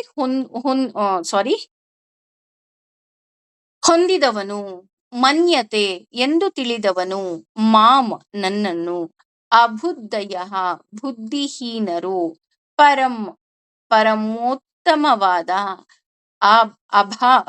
ಭಾವಂ ಅಸ್ತಿತ್ವವನ್ನು ಅಜನಾಂ ತಿಳಿದವನಾಗಿ ಮಮ ನನ್ನ ಅವ್ಯಯಂ ಅವಿನಾಶಿನಿಯಾದ ಅನುತ್ತಮಂ ಉತ್ಕೃಷ್ಟವಾದ. ಅಂದ್ರೆ ಇಲ್ಲಿ ಭಗವಂತ ಹೇಳದ್ನಲ್ಲ, ನನ್ನ ಲೋಕಕ್ಕೆ ಬಂದ್ರೆ ಮುಕ್ತಿ ಕೊಡ್ತೀನಿ ಅಂತ ಹೇಳ್ದ. ಹೌದು, ನನಗೂ ಹಾಗೂ ಇತರ ದೇವತೆಗಳಿಗೂ ಇರುವ ವ್ಯತ್ಯಾಸ ಏನು? ಈಗ ಯಾಕೆ ನಾನು ಎಲ್ಲಾ ದೇವರನ್ನ ಬಿಟ್ಟು ಭಗವಂತನನ್ನೇ ಯಾಕೆ ನಾನು ಆರಾಧನೆ ಮಾಡಬೇಕು ಅಂತ ಅಂದ್ರೆ, ನಾನು ಸರ್ವೋತ್ತಮನಾಗಿರುವುದು. ಅಂದ್ರೆ ಅದಕ್ಕೆ ಇಲ್ಲಿ ಹೇಳ್ತಾ ಇದ್ದಾನೆ ಅನುತ್ತಮಂ, ನಾನೇ ಸರ್ವೋತ್ತಮ. ಈಗ ಡೈಮಂಡ್ ಅಲ್ಲೇ ತುಂಬಾ ಕಾಸ್ಟ್ಲಿಯೆಸ್ಟ್ ಡೈಮಂಡ್ ಅಂತ ಏನಿದೆ ಅದು ನಾನು. ಉಳಿದ ಡೈಮಂಡ್ಗಳು ಚೆನ್ನಾಗಿಲ್ಲ ಅಂತ ನಾನು ಹೇಳ್ತಾ ಇಲ್ಲ, ಆದ್ರೆ ಆ ಉಳಿದ ಡೈಮಂಡ್ಗಳು ಏನಿದೆ ಆ ಡೈಮಂಡಿಗೆ ವಿ ಕಾಂಟ್ ಕಂಪೇರ್. ಅರ್ಥ ಆಗ್ತಿದೆ ಅಲ್ವಾ? ಅಂದ್ರೆ ಅಮೆರಿಕನ್ ಡೈಮಂಡ್ ಇರ್ಬೋದು, ನಕ್ಷತ್ರ ಡೈಮಂಡ್ ಇರ್ಬೋದು, ಏನೇನೋ ಬೇರೆ ಬೇರೆ ರೀತಿಯಾದಂತಹ ಡೈಮಂಡ್ಗಳಿದೆ, ಇಲ್ಲ ಅಂತ ಹೇಳ್ತಾ ಇಲ್ಲ. ಡೈಮಂಡೇ. ಆದ್ರೆ ಕೊಹಿನೂರ್ ಡೈಮಂಡ್ಗೆ ಕಂಪೇರ್ ಮಾಡಕ್ಕಾಗತ್ತಾ? ಇಲ್ಲ, ಅದು ತುಂಬಾ ಕಾಸ್ಟ್ಲಿ. ಅದೇ ರೀತಿ ಇಲ್ಲಿ ಭಗವಂತ ಅನುತ್ತಮನಾಗಿದ್ದಾನೆ, ಅಂದ್ರೆ ಆತ ಸರ್ವೋತ್ತಮನಾಗಿದ್ದಾನೆ. ಅವ್ಯಕ್ತ ಅಂತ ಅಂದ್ರೆ ಸರ್ವವ್ಯಾಪಿಯಾಗಿದ್ದಾನೆ, ಸರ್ವ ವಸ್ತುವಿನಲ್ಲೂ ಸ್ಥಿತನಾಗಿದ್ದಾನೆ ಭಗವಂತ. ಆತ ಎಂದೂ ಸಹ ನಾಶ ಹೊಂದದವನು. ನಮಗ್ ಗೊತ್ತಾಗೋಗಿದೆ ನಾಶ ಅಂತ ಅಂದ್ರೆ 4 ರೀತಿಯ ನಾಶ. ಒಂದು ಸ್ವರೂಪ ನಾಶ, ಇನ್ನೊಂದು ದೇಹ ನಾಶ, ಇನ್ನೊಂದು ದುಃಖ ಪ್ರಾಪ್ತಿ, ಹಾಗೂ ಇನ್ನೊಂದು ಅಪೂರ್ಣತೆ. ನಾನು ಯಾವುದೇ ವಿಷಯದಲ್ಲಿ ಪೂರ್ಣತೆಯನ್ನ ಪಡೆಯೋದಿಕ್ಕೆ ಸಾಧ್ಯ ಇಲ್ಲ. ದುಃಖ ಸಹ ನನ್ನಲ್ಲಿ ಪ್ರತಿನಿಧಿನ ಇರುತ್ತೆ. ನಾನು ನಗ್ತಾ ಇದ್ರು, ಏನ್ರಿ ನೀವು ತುಂಬಾ ನಗ್ತಾ ಇರ್ತೀರಾ ಅಂದ್ರೂ ಒಳಗಡೆ ಏನೋ ಒಂದು ನೋವಲ್ಲಿ ನಾನು ಕೊರಗ್ತಾ ಇರ್ತೀನಿ. ಹಾಗೇನೆ ನನ್ನ ದೇಹ ನಾಶ ಆಗತ್ತೆ, ನನ್ನ ಸ್ವರೂಪ ನಾಶ ಆಗತ್ತೆ. ಸ್ವರೂಪ ನಾಶದ ಪ್ರತೀಕವಾಗಿಯೇ ನಾವು ಮರಣ ಹೊಂದಿದಾಗ ಮಡಿಕೆಯನ್ನು ಹೊಡಿತಾ ಹೋಗ್ತಾರೆ ಅಲ್ವಾ? ಅದೇ ರೀತಿ ಇಲ್ಲಿ 4 ರೀತಿಯ ನಾಶವನ್ನೂ ಸಹ ಭಗವಂತ ಹೊಂದಿಲ್ಲ. ಹಾಗಿದ್ರೆ ಕೆಲವ್ರು ಹೇಳ್ಬೋದು, ಅಯ್ಯೋ ಕೃಷ್ಣಾವತಾರದಲ್ಲಿ ರಾಮಾವತಾರದಲ್ಲಿ ಭಗವಂತ ಹುಟ್ಟಿದ, ಅವನಿಗೂ ನಾಶ ಆಯಿತು, ಅವನೂ ನಿಮ್ ಹಾಗೆ ಎಲ್ಲಾ ಸುಟ್ರಂತೆ, ಮಾಡಿದ್ರಂತೆ, ಮಟ್ಟದ್ರಂತೆ. ಆದ್ರೆ ಅದು ಕೇವಲ ನಮ್ಮ ಅರಿವಿಕೆಗೆ ಮಾತ್ರ. ನನ್ನ ಜನ್ಮ ಏನಿದೆ, ಈ ಆತ್ಮ ನಾನು ಮತ್ತೊಂದು ಜನ್ಮ ಹುಟ್ಟಿದಾಗ ಅದು ಜನ್ಮ ಅಷ್ಟೆ. ಆದ್ರೆ ಭಗವಂತ ಹಾಗಲ್ಲ, ಆತ ಹುಟ್ಟೋದು ಅವತಾರ.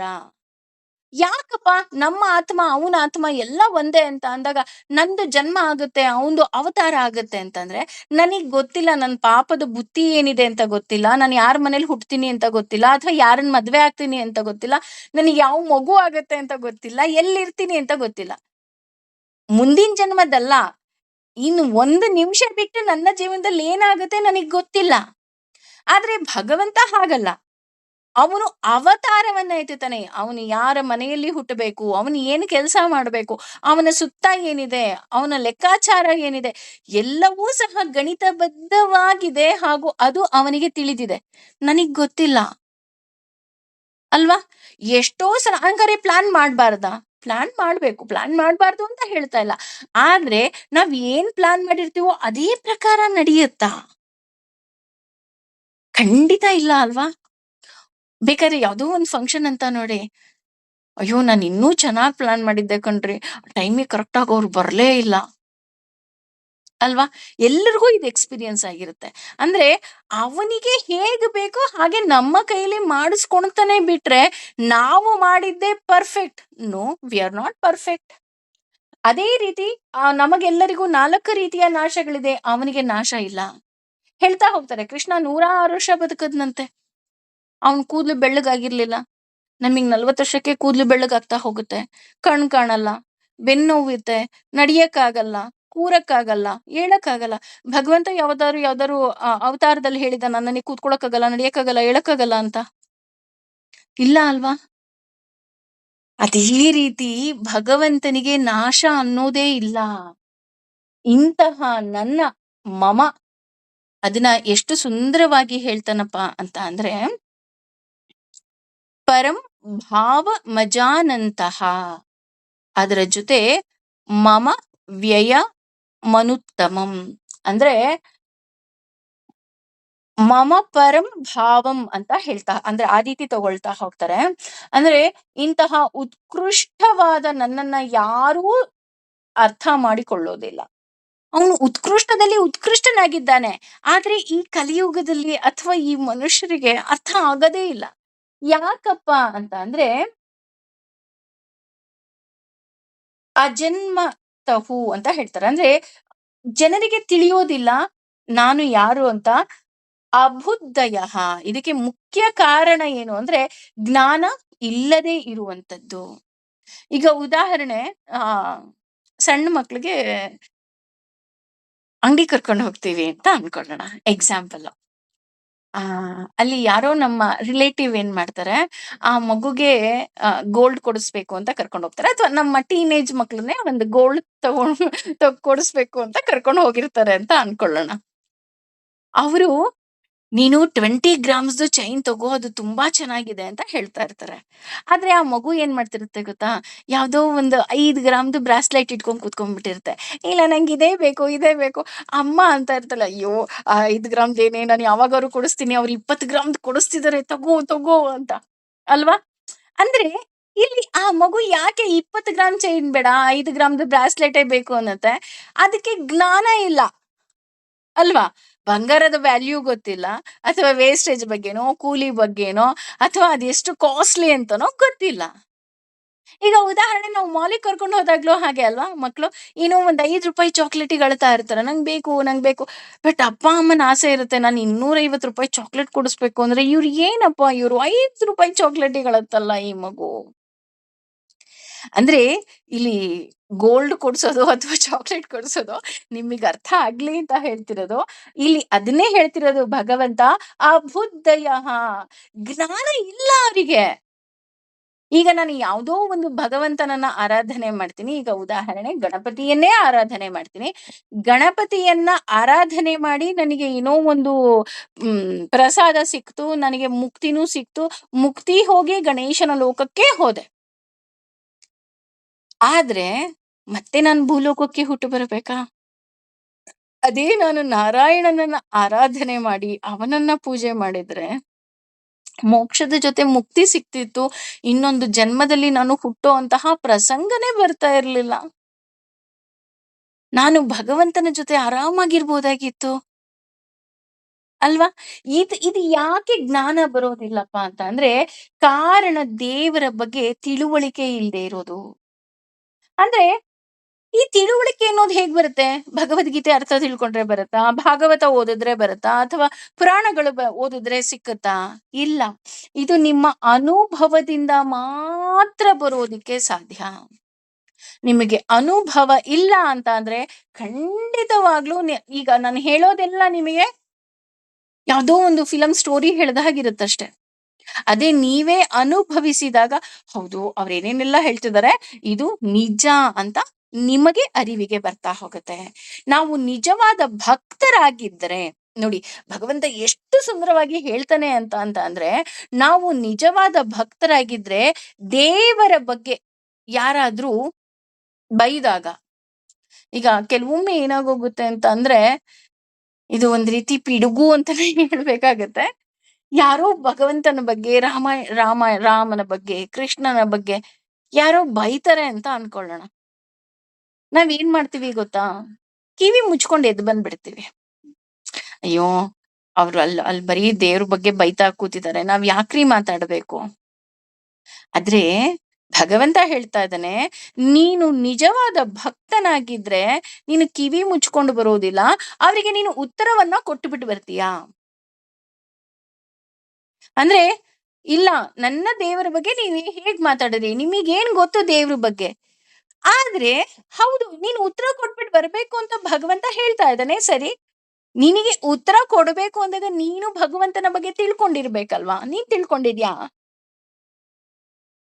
ನೋಡಿ, ಅದಕ್ಕೆ ಹೇಳ್ತಾ ಇರೋದು, ಭಗವಂತನನ್ನ ಸೇರಬೇಕು ಅಂದ್ರೆ ಜ್ಞಾನ ಒಂದೇ ಸರಿಯಾದ ಮಾರ್ಗ. ಅಷ್ಟೇ ಅಲ್ಲ, ಭಗವಂತ ಇಷ್ಟಪಡೋದು ಜ್ಞಾನಿಗಳನ್ನ ಮಾತ್ರ. ಯಾಕೆ ಅಂತಂದ್ರೆ, ಇಲ್ಲಿ ಭಗವಂತ ಹೇಳ್ತಾ ಇದ್ದಾನೆ, ಯಾರಾದ್ರೂ ನನ್ ಭಗವಂತನ ಬಗ್ಗೆ, ದೇವರ ಬಗ್ಗೆ ಅವಹೇಳನ ಮಾಡಿದ್ರೆ ನೀನ್ ಅವ್ರಿಗೆ ಉತ್ತರ ಕೊಟ್ಬಿಟ್ ಬಾ ಅಂತ ಹೇಳ್ತಾ ಇದ್ದಾನೆ. ಉತ್ತರ ಕೊಡ್ಬೇಕು ಅಂದಾಗ ನನಗ್ ಗೊತ್ತಿರ್ಬೇಕು, ನನಗೆ ಆ ಭಗವಂತನ ಬಗ್ಗೆ ಜ್ಞಾನ ಇರಬೇಕು.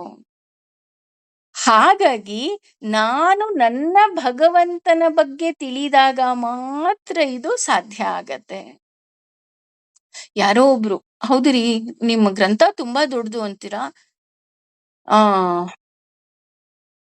700 ಶ್ಲೋಕ ಇದೆ ಅಂತ ಹೇಳ್ತೀರಾ, ಆ 700 ಶ್ಲೋಕದ ಅರ್ಥ ಹೇಳಿ, ಏನಿದೆ ಅದ್ರಲ್ಲಿ ಅಂತ ಅಂದ್ರೆ, ಕೊನೆಯ ಪಕ್ಷ ಅಷ್ಟು ಹೇಳೋದಿಕ್ ಸಾಧ್ಯ ಇಲ್ಲ, ನನ್ಗೂ ಗೊತ್ತು. ಈಗ ನೋಡಿ, ಕೇವಲ 7ನೇ ಅಧ್ಯಾಯಕ್ಕೆ 100ಕ್ಕೂ ಹೆಚ್ಚು ತರಗತಿಗಳಾಗಿದೆ. ಆದ್ರೆ ಅದ್ರಲ್ಲಿ ಏನಿದೆ ಅನ್ನೋ ಸಾರವನ್ನಾದ್ರೂ ನಾವು ಹೇಳ್ಬೋದು. ಇದಕ್ಕೆ ಬೆಸ್ಟ್ ಎಕ್ಸಾಂಪಲ್ ಅಂತ ಅಂದ್ರೆ, ನಮ್ಮೆಲ್ರಿಗೂ ಗೊತ್ತು, ಚಿಕಾಗೋದಲ್ಲಿ ಆ ಸಮ್ಮೇಳನ ನಡೀಬೇಕಾದ್ರೆ ನಮ್ಮ ಭಗವದ್ಗೀತೆ ಪುಸ್ತಕ ಫುಲ್ ಕೆಳಗಡೆ ಇಟ್ಟಿರ್ತಾರೆ. ಆಗ ವಿವೇಕಾನಂದರಿಗೆ ಯಾರೋ ಒಬ್ಬ ಫಾರಿನರು ಆಡ್ಕೊಂಡು ಹೇಳ್ತಾನೆ, ನೋಡು ನಮ್ಮ ಗ್ರಂಥಗಳೆಲ್ಲ ಎಷ್ಟು ದೊಡ್ಡ ದೊಡ್ಡಕ್ಕಿದೆ, ಎಷ್ಟು ಚೆನ್ನಾಗ್ ಕಾಣ್ತಾ ಇದೆ, ನಿನ್ನ ಗ್ರಂಥ ಭಗವದ್ಗೀತೆ ತುಂಬಾ ಪುಟ್ಟಕ್ಕಿದೆ, ಬರೀ 700 ಶ್ಲೋಕ ಅಂತಿಲ್ಲ, ತುಂಬಾ ಪುಟ್ಟಕ್ಕಿದೆ, ಅದ್ ಕೆಳಗಡೆ ಇಟ್ಟಿದ್ದಾರೆ, ಅದ್ ಯಾರಿಗೂ ಕಾಣದೇ ಇಲ್ಲ ಅಂತ ಹೇಳ್ತಾರೆ. ಆಗ ವಿವೇಕಾನಂದರು ಏನ್ ಮಾಡ್ತಾರೆ ಗೊತ್ತಾ, ಆ ಪುಸ್ತಕವನ್ನ ಎಳಿತಾರೆ, ಅದು ತುಂಬಾ ಕೆಳಗಡೆ ಇರುತ್ತೆ. ಆ ಪುಸ್ತಕವನ್ನ ಎಳೆದ ತಕ್ಷಣ ಉಳಿದ ಎಲ್ಲ ಪುಸ್ತಕ ಬಿದ್ದು ಹೋಗುತ್ತೆ. ಅಂದ್ರೆ ಇದ್ರ ಅರ್ಥ ಏನು ಅಂತ ಅಂದ್ರೆ, ಅವ್ರು ಹೇಳ್ತಾರೆ, ನನ್ನ ಪುಸ್ತಕ ಚಿಕ್ಕದೇ ಇರ್ಬೋದು, ಆದ್ರೆ ಈ ಇಷ್ಟೂ ಗ್ರಂಥಗಳಿಗೂ ಆಧಾರವಾಗಿ ನನ್ನ ಗ್ರಂಥ ಇತ್ತು ಅಲ್ವಾ. ನೀನ್ ಅನ್ಕೊಂತಿದ್ಯಾ ಅದು ಕೆಳಗಿದೆ ಅಂತ, ಅದು ಕೆಳಗಿರೋದ್ರ ಜೊತೆ ಈ ಉಳಿದ ಗ್ರಂಥಗಳಿಗೂ ಅದು ಆಧಾರ ಆಗಿತ್ತು.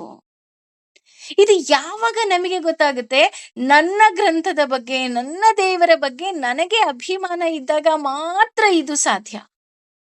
ನನಗ್ ನನ್ನ ಭಗವಂತನ ಬಗ್ಗೆ ಅಭಿಮಾನ ಇಲ್ಲ, ನಾವು ನನ್ನ ಭಗವಂತನನ್ನ ಬೈತಾ ಇದ್ದೀನಿ ಅಂತಂದ್ರೆ, ಬೇರೆಯವ್ರು ಬೈದ್ರೆ ಕಣ್ರಿ ನನ್ಗೂ ಅದೇ ಬೇಜಾರಾಗತ್ತೆ ಅಂತ ಬೇಜಾರ್ ಮಾಡ್ಕೊಂಡ್ ಬರ್ತೀವಿ.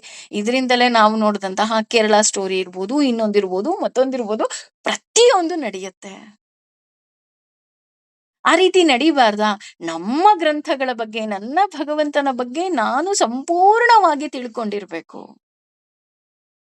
ಅದಕ್ಕೆ ಇಲ್ಲಿ ಹೇಳ್ತಾರೆ, ಆ ಎಲ್ಲಕ್ಕೂ ಈಗ ನಾನು ಏನೋ ಒಂದು ಉತ್ತರ ಕೊಡ್ತಾ ಇದ್ದೀನಿ. ಈಗ ವಿವೇಕಾನಂದರು ಉತ್ತರ ಕೊಟ್ರು, ನೋಡು ನಾನು ಎಳೆದೆ ಎಲ್ಲಾ ಗ್ರಂಥನೂ ಬಿದ್ದು ಹೋಯ್ತು ಅಂತ. ಅಂದ್ರೆ ಅದು ಬಿದ್ದು ಹೋಯ್ತು ಅಥವಾ ನನ್ನ ಗ್ರಂಥ ಆಧಾರವಾಗಿದೆ ಅಂತ ಅವ್ರು ಹೇಗೆ ಅಷ್ಟೊಂದು ಧೈರ್ಯವಾಗಿ ಹೇಳ್ತಾರೆ ಅಂತ ಅಂದ್ರೆ, ಉತ್ತರ ಶಾಸ್ತ್ರದಲ್ಲಿ ಇರುತ್ತೆ. ಹೌದು, ಭಗವಂತ ಅಂತ ಅಂದ್ರೆ ನನ್ನ ಭಗವಂತ ಎಲ್ಲರಿಗಿಂತನೂ ಸರ್ವೋತ್ತಮ, ಅವನು ಪ್ರತಿಯೊಂದು ಅಣುವಿನಲ್ಲಿ ಇದ್ದಾನೆ. ಆ ಎಲ್ಲವುದೂ ಸಹ ಎಲ್ಲಿದೆ? ಶಾಸ್ತ್ರದಲ್ಲಿದೆ. ನಾನೇನಾದ್ರೂ ಉತ್ತರ ಕೊಡ್ತೀನ? ಯಾರೋ ಯಾರೋ ಏನೋ ಮಾತಾಡಿದ್ರು, ಯಾರೋ ಮಾತಾಡಿದಾಗ ನಾನು ಉತ್ತರ ಕೊಟ್ಟೆ ಅಂದ್ರೆ ಅದು ಶಾಸ್ತ್ರದಲ್ಲಿ ಇರಬೇಕು, ಪುರಾಣಗಳ ಉಲ್ಲೇಖ ಇರಬೇಕು, ಆಗ ನಾನು ಉತ್ತರವನ್ನ ಕೊಡಬೇಕು. ಇದು ನಿಜವಾದ ಒಬ್ಬ ಭಕ್ತನ ಗುಣ ಅಂತ ಹೇಳ್ತಾ ಹೋಗ್ತಾರೆ. ಈಗ ಯಾರೋ ಯಾಕೆ ಬೇರೆ ದೇವರನ್ನ ಆರಾಧನೆ ಮಾಡಬಾರ್ದು ಅಂತ ಕೇಳ್ತಾರೆ ಅನ್ಕೊಳ್ಳೋಣ. ಈಗ ಇಲ್ಲ, ನಾನು ಶಿವನನ್ನ ಆರಾಧನೆ ಮಾಡ್ತೀನಿ, ದುರ್ಗೆಯನ್ನ ಆರಾಧನೆ ಮಾಡ್ತೀನಿ. ಹೌದು, ನೀನ್ ಆರಾಧನೆ ಮಾಡು, ಆರಾಧನೆ ಮಾಡ್ಬೇಡ ಅಂತ ಎಲ್ಲೂ ಹೇಳಿಲ್ಲ. ಆದರೆ ನಿನಗೆ ಮುಕ್ತಿ ಬೇಕಾ? ನೀನು ನಾರಾಯಣನ ಬಳಿನೇ ಬರಬೇಕು. ಆ ಕ್ಲಾರಿಟಿ ನನ್ನಲ್ಲಿ ಇರಬೇಕು. ಹಾಗೇನೆ ದೇವರ ಬಗ್ಗೆ ಗೊತ್ತಿರಬೇಕು. ಅಷ್ಟೇ ಅಲ್ಲದೆ ಶಾಸ್ತ್ರಗಳ ಬಗ್ಗೆ ಗೊತ್ತಿರಬೇಕು ಅಂತ ಹೇಳ್ತಾ ಹೋಗ್ತಾರೆ. ಹಾಗೇನೆ ಈ ಜಡ ದೇಹವನ್ನ ಹೊಂದಿದವನಲ್ಲ ಅನ್ನುವ ಪರಿಕಲ್ಪನೆ ನಮಗಿರ್ಬೇಕು. ಅಂದ್ರೆ ಭಗವಂತ ಅವ್ಯಕ್ತಂ ಅಂದ್ರೆ ಅವನು ಅವ್ಯಕ್ತನಾಗಿದ್ದಾನೆ, ಅವನು ಎಲ್ಲೂ ವ್ಯಕ್ತ ಆಗೋದಿಲ್ಲ, ಅವನು ನಮಗೆ ಕಾಣಲ್ಲ, ಆದರೆ ಅವನಿದಾನೆ. ಯಾರಾದ್ರೂ ಭಗವಂತ ಇಲ್ಲ ಕಣ್ರಿ ಅಂತಂದಾಗ, ಅವ್ರ ಹಸಿವು ಅಂದಾಗ, ನೀನ್ ಹಸಿವನ್ನ ತೋರ್ಸು, ಆಮೇಲೆ ನಾನು ಊಟ ಹಾಕ್ತೀನಿ ಅನ್ಬೇಕು ಅಲ್ವಾ. ಭಗವಂತ ಇದನ್ನ ತೋರ್ಸಿ ಅಂತ ಕೇಳೋರ್ಗೆ, ನಾವು ಹಸಿವು ಇದೆಯಾ ನಿನಗೆ, ಹಂಗಾರೆ ಹಸಿವನ್ನ ಒಂಚೂರು ತೋರ್ಸಪ್ಪ, ಹೆಂಗಿದೆ ಅದೊಂಚೂರು ನಾನು ನೋಡ್ತೀನಿ. ಹಸಿವಿದ್ರೆ ತಾನೇ ಊಟ ಮಾಡೋದು ನೀನು, ಹಾಗಾದ್ರೆ ಹಸಿವನ್ನ ತೋರ್ಸು. ಹಸಿವನ್ನ ಅವನಿಗೆ ಹೇಗೆ ತೋರ್ಸೋದಿಕ್ಕಾಗೋದಿಲ್ವೋ ಹಾಗೆ ನಾನು ಸಹ ನನ್ನ ಭಗವಂತನನ್ನ ತೋರ್ಸೋದಿಕ್ಕೆ ಆಗೋದಿಲ್ಲ. ನಿನ್ನ ಅನುಭವಕ್ಕೆ ಹೇಗೆ ಹಸಿವು ಬಂತೋ ಹಾಗೆ ಭಗವಂತನೂ ಸಹ ಅನುಭವಕ್ಕೆ ಬರ್ತಾ ಹೋಗ್ಬೇಕಾಗತ್ತೆ. ಅಷ್ಟೇ ಅಲ್ಲ, ನಾಳೆ ಒಂದು ದಿನ ಬಿದ್ದು ಹೋಗೋ ದೇಹ ಅಂತ ನಾವು ಭಗವಂತನನ್ನ ಎಂದೂ ಸಹ ತಿಳ್ಕೋಬಾರ್ದು. ನನ್ನ ದೇಹ ಬಿದ್ದು ಹೋಗುತ್ತೆ. ನನ್ನ ದೇಹಕ್ಕೆ ಇಷ್ಟು ಆಯಸ್ಸು ಅಂತ ಇದೆ. ಭಗವಂತ ಎಷ್ಟೋ ಉಸಿರು ಬರೆದು ಕಳಿಸಿದಾನೆ. ಅಷ್ಟು ಉಸಿರು ಇರೋವರೆಗೂ ನಾನು, if I am a patient then also I have to suffer and I have to leave here. ನಾನಿಲ್ಲಿ ಬದುಕಲೇಬೇಕು, ವಿಧಿ ಇಲ್ಲ. ಆದ್ರೆ ಭಗವಂತನಿಗೆ ಆ ರೀತಿಯಾದಂತಹ ಯಾವುದೇ ಪರಿಸ್ಥಿತಿ ಇಲ್ಲ. ನಾನು ಹೇಳಿದ್ನಲ್ಲ, ರಾಮಾವತಾರ ಕೃಷ್ಣಾವತಾರವನ್ನ ತಗೊಂಡಾಗ ಅದರ ಅಂತ್ಯ ಅಂತ ಕಂಡಿದ್ದು ಯಾಕೆ ಅಂತ ಅಂದ್ರೆ, ನಮಗೆ ಒಂದು ಅರಿವಿರಲಿ, ನಮ್ಮ ಜ್ಞಾನಕ್ಕೆ ಒಂದು ಅದೇಂತಂದ್ರೆ ಒಂದು ಜ್ಞಾನವನ್ನ ತಿಳಿಸೋದ್ರ ಮೂಲಕ ಭಗವಂತ ಅಲ್ಲಿ ಆ ರೀತಿಯಾದಂತಹ ಅಂತ್ಯವಂತ ಕಂಡುಕೊಂಡೇ ವಿನಃ ಅವನ ದೇಹ ಎಂದೂ ಸಹ ಅಂತ್ಯವನ್ನ ಕಾಣುವಂಥದ್ದಲ್ಲ. ಈಗ ನಮ್ಮೆಲ್ಲರಿಗೂ ಗೊತ್ತು, ಕೃಷ್ಣ 106 ವರ್ಷ ಬದುಕಿದ್ದ. 106 ವರ್ಷ ಬದುಕಿದ್ರು ಅವನ ದೇಹವನ್ನ ಸುಟ್ಟರೂ ಸಹ ಅವನ ಹೃದಯ ಇನ್ನೂ ಹುಡ್ಕೊಳ್ತಾ ಇದೆ. ಅದನ್ನ ನಮ್ಮೆಲ್ಲರಿಗೂ ಗೊತ್ತು, ಪುರಿ ಜಗನ್ನಾಥದಲ್ಲಿ ಇದೆ ಅಲ್ವಾ? ಅಂದ್ರೆ ಈ ಎಲ್ಲಾ ದೇವತೆಗಳಿಗೂ ನನಗೂ ವ್ಯತ್ಯಾಸ ಇದೆ ಅಂತ ಇಲ್ಲಿ ಭಗವಂತ ಹೇಳೋದಿಕ್ಕೆ ಇನ್ನೂ ಒಂದು ಕಾರಣ ಏನಿದೆ ಅಂತ ಅಂದ್ರೆ, ಎಲ್ಲಾ ದೇವತೆಗಳಿಗೂ ಸಹ ಜನನ ಮರಣ ಅನ್ನೋದು ಇದೆ. ಇದಕ್ಕೆ ಎಕ್ಸಾಂಪಲ್ ಆಗಿ ಹೇಳ್ಬೇಕು ಅಂದ್ರೆ, ಬ್ರಹ್ಮನಿಗೂ ಸಹ 10,000 ಕಲ್ಪಗಳು ಅಂತ ಹೇಳ್ತಾರೆ. ಅಂದ್ರೆ 10,000 ಕಲ್ಪ ಆದ್ಮೇಲೆ ಅವನ ದೇಹವೂ ಸಹ ಬಿದ್ದು ಹೋಗುತ್ತೆ. ಅವನು ಬಿದ್ದು ಹೋದ ಅಂದ ತಕ್ಷಣ ಅವನ ಲೋಕ ಇರೋದಕ್ಕೆ ಸಾಧ್ಯವೇ ಇಲ್ಲ. ಆದರೆ ಭಗವಂತನ ವೈಕುಂಠಕ್ಕಾಗಿರ್ಬೋದು, ಭಗವಂತನಿಗಾಗಿರಬಹುದು, ಎಂದೂ ಸಹ ಅಂತ್ಯ ಅನ್ನೋದಿಲ್ಲ. ಅದಕ್ಕೆ ಇಲ್ಲಿ ಅವ್ಯಕ್ತ, ನನಗೆ ನಾಶ ಅನ್ನೋದಿಲ್ಲ. ಯಾರು ಇರ್ಲಿ, ಯಾರು ಇಲ್ಲದೆ ಇರ್ಲಿ, ಒಂದು ಏನೂ ಇಲ್ಲದೆ ಇದ್ದಾಗ ಏನೋ ಒಂದು ಶಕ್ತಿ ಇತ್ತಲ್ಲ, ದಟ್ ಈಸ್ ಕಾಲ್ಡ್ ವಿಷ್ಣು. ಈಗ ಯಾವುದೋ ಒಂದು ರೂಮ್ಗೆ ಹೋಗ್ತೀವಿ, ಆ ರೂಮ್ ಫುಲ್ ಖಾಲಿ ಇದೆ. ಖಾಲಿ ಇದ್ದು ಬಾಗಿಲು ಹಾಕಿದಾಗ ಅಲ್ಲೊಂದು ಮೌನ ಇರುತ್ತೆ ಗೊತ್ತಾ? ಆ ಮೌನದಲ್ಲಿ ಭಗವಂತ ಇದ್ದಾನೆ. ನಾವ್ ಅನ್ಕೊಂತಾ ಇದ್ದೀವಿ ಅಷ್ಟೇ, ಆ ರೂಮಲ್ಲಿ ಏನು ಇಲ್ಲ ಕಣ್ರಿ. ಇಲ್ಲ, ಅಲ್ಲಿ ಏನೋ ಇದೆ. That is called Vishnu. ಆತ ಸರ್ವೋತ್ತಮ, ಅಷ್ಟೇ ಅಲ್ಲ ಸರ್ವವ್ಯಾಪಿ, ಅಷ್ಟೇ ಅಲ್ಲ ಆತ ಪ್ರತಿಯೊಂದು ಜೀವಿಯಲ್ಲಿ ಇದ್ದಾನೆ. ಪ್ರತಿಯೊಂದು ಜೀವಿಯರಲ್ಲಿ ಅಷ್ಟೇ ಅಲ್ಲ, ಜಡ ವಸ್ತುಗಳಿಗೂ ಸಹ ಜೀವವನ್ನ ಕೊಟ್ಟು ಒಂದು ಬೀಜದಿಂದ ವೃಕ್ಷವನ್ನಾಗಿ ಮಾಡುವಂತಹ ಶಕ್ತಿ ನನ್ನ ಭಗವಂತನಿಗಿದೆ. ಇನ್ನೂ ಹೇಳ್ತಾ ಹೋಗ್ತಾನೆ, ಇನ್ನೂ ಏನೆಲ್ಲ ಹೇಳ್ತಾನೆ, ಖಂಡಿತ ನಾಳೆ ತರಗತಿಯಲ್ಲಿ ಮತ್ತೆ ಅದರ ಬಗ್ಗೆ ತಿಳ್ಕೊಳ್ಳೋಣ. ಇನ್ನ ಉಳಿದ ಶ್ಲೋಕಗಳಲ್ಲೂ ಸಹ ಭಗವಂತ ಅವನ ಜ್ಞಾನವನ್ನೇ ಕೊಡ್ತಾ ಹೋಗ್ತಾನೆ. ಅಷ್ಟೇ ಅಲ್ಲ, ನಾವು ಬೇರೆ ದೇವತೆಗಳನ್ನ ಆರಾಧನೆ ಮಾಡಿದಾಗ ದೇವತೆಗಳು ವರ ಕೊಡ್ತಾರೆ ನಿಜ. ಆದ್ರೆ ಬೇರೆ ದೇವತೆಗಳನ್ನ ಆರಾಧನೆ ಮಾಡಿ ಭಗವಂತನನ್ನ ಹೇಗೆ ಮೆಚ್ಚಿಸಬಹುದಪ್ಪ ಅಂತ ಅನ್ನೋದಿಕ್ಕೆ ಬೆಸ್ಟ್ ಎಕ್ಸಾಂಪಲ್, ನಾವೀಗ ಯಾವುದೋ ಒಂದು ಪೂಜೆ ಆರಂಭ ಮಾಡೋದಕ್ಕಿಂತ ಮುಂಚೆ ನಾನು ಒಂದು ಗಣಪತಿ ಪೂಜೆಯನ್ನ ಮಾಡ್ತೀನಿ ಅಂತ ಅನ್ಕೊಳ್ಳೋಣ. ನಾನು ಗಣಪತಿ ಪೂಜೆಯನ್ನ ಮಾಡ್ಬೇಕಾದ್ರೆ ಗಣಪತಿ ಅಂತ ನಾನು ಪೂಜೆ ಮಾಡೋದಕ್ಕಿಂತ ಗಣಪತಿಯಲ್ಲೂ ಕುಳಿತು ಭಗವಂತ ಸರ್ವ ವಿಘ್ನಗಳನ್ನ ನಿವಾರಣೆ ಮಾಡ್ತಾನೆ ಅಂತ ತಿಳಿದಾಗ ಕೇವಲ ಆ ವಿಷಯಕ್ಕೆ ಸಂಬಂಧಪಟ್ಟ ವಿಘ್ನ ಅಷ್ಟೇ ಅಲ್ಲದೆ ನಮ್ಮ ಜನ್ಮ ಜನ್ಮಾಂತರಗಳ ವಿಘ್ನಗಳನ್ನ ಭಗವಂತ ನಿವಾರಿಸ್ತಾ ಬರ್ತಾನೆ. ಹೇಳ್ತಾ ಹೋಗ್ತಾರಲ್ವಾ, ಶುಕ್ಲಾಂಬರಧರಂ ವಿಷ್ಣುಂ ಶಶಿವರ್ಣಂ ಚತುರ್ಭುಜಂ ಪ್ರಸನ್ನವದನಂ ಧ್ಯಾಯೇತ್ ಸರ್ವ ವಿಘ್ನೋಪಶಾಂತಯೇ. ಇದನ್ನ ನಾವು ಗಣಪತಿ ಶ್ಲೋಕ ಅಂತಾನೆ ಅನ್ಕೊಂಡಿದ್ವಿ, ಆದ್ರೆ ಇದು ಗಣಪತಿ ಶ್ಲೋಕ ಅಲ್ಲೇ ಅಲ್ಲ. ಪ್ರತಿಯೊಂದು ವಿಘ್ನಗಳನ್ನ ನಿವಾರಿಸುವವನು ಜಗತ್ಪಿತನಾದ ತಂದೆ ವಿಷ್ಣುವಾಗಿದ್ದಾನೆ. ಅವನು ಈ ಆಕಾಶವನ್ನೇ ಧೋತಿಯನ್ನಾಗಿ ಧರಿಸಿದ್ದಾನೆ. ಅಷ್ಟೇ ಅಲ್ಲ, ಚತುರ್ಭುಜಂ, 4 ಕೈಗಳನ್ನ ಹೊಂದಿದ್ದಾನೆ. ಅದರಲ್ಲಿ ಶಂಖ, ಚಕ್ರ, ಗದಾ, ಪದ್ಮವನ್ನ ಹಿಡಿದು ಆ 4 ಆಯುಧಗಳು ಧರ್ಮ, ಅರ್ಥ, ಕಾಮ, ಮೋಕ್ಷದ ಸಂಕೇತವಾಗಿದೆ. ಭಗವಂತ ಎಲ್ಲವನ್ನ ನಮಗೆ ಕರುಣಿಸ್ತಾ ಇದ್ದಾನೆ. ಅದರ ಜೊತೆ ಆತ ಪ್ರಸನ್ನ ವದನನಾಗಿ ಇದ್ದಾನೆ. ಅಂದ್ರೆ ಹಿ ಈಸ್ ಆಲ್ವೇಸ್ ಸ್ಮೈಲಿಂಗ್. ಯಾಕೆ ಭಗವಂತ ನಗ್ತಾ ಇದ್ದಾನೆ? ಭಗವಂತನ ದೇಹ ಏನಾಗಿದೆ ಅದು ಪಂಚಭೂತಗಳಿಂದ ಆಗಿಲ್ಲ. ಅವನ ದೇಹ ಆಗಿರೋದು ಜ್ಞಾನ ಮತ್ತು ಆನಂದದಿಂದ. ಹಾಗಾಗಿ ನನ್ನ ಮುಖದಲ್ಲಿ ಸದಾ ನಗು ಇರಬೇಕು, ನನ್ನ ದಾರಿಯಲ್ಲಿ ಸದಾ ಜ್ಞಾನ ಹೊಳಿತಾ ಇರಬೇಕು. ಯಾಕೆ ಅಂತ ಅಂದ್ರೆ ಜ್ಞಾನದ ಮೂಲಕ, ಆನಂದದ ಮೂಲಕ ಭಗವಂತನನ್ನ ನಾನು ಕಾಣೋದಿಕ್ಕೆ ಸಾಧ್ಯ. ಹಾಗೆ ನಮ್ಮೆಲ್ಲರನ್ನ ಭಗವಂತ ಜ್ಞಾನ ಮಾರ್ಗಕ್ಕೆ ಅವನೇ ಕರ್ಕೊಂಡು ಹೋಗ್ಲಿ. ಯಾಕೆ ಅಂದ್ರೆ ಅವನೇ ಜಗದ್ಗುರು. ಈ ಸದ್ಯಕ್ಕೆ ಸರ್ವಂ ಶ್ರೀ ಕೃಷ್ಣಾರ್ಪಣಮಸ್ತು. Thank you.